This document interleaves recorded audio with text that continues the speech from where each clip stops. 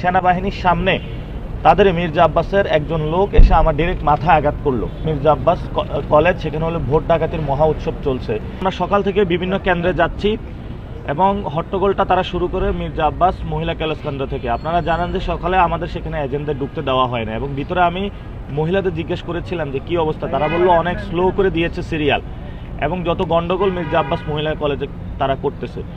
তারপরে আমরা সেখান থেকে রেলওয়ে উচ্চ বিদ্যালয়ে সেখানে গেলাম। যাওয়ার পরে আমরা ভিতরে গেলাম। ভিতরে গিয়ে একজন ভোটার, যিনি ভোট দিয়েছেন, আমি বললাম আপনি ভোটার, তাহলে ভোট দিয়েছেন? হাতে তার সিল লাগানো ছিল, হ্যাঁ ভোট দিয়েছে। তাহলে ভিতরে কি করেন? বললো যে এটা মির্জা আব্বাসের এলাকা।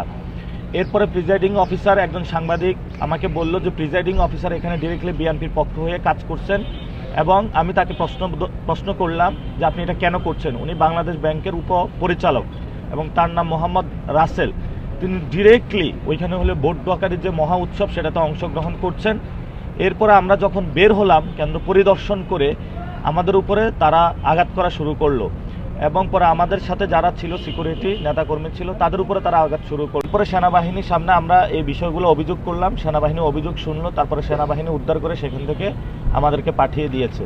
তা আমাদের ঝুঁকিপূর্ণ যে কেন্দ্র আছে দুইটা, রেলওয়ে কলোনি উচ্চ বিদ্যালয়, মির্জা আব্বাস কলেজ, সেখানে হলো ভোট ডাকাতির মহা উৎসব চলছে, এবং তারা আমাদের উপরে গায়ে পড়ে মারামারি করে তারপরে হলো ঢাকা 8-এ ভোট বানচাল করতে চাচ্ছে।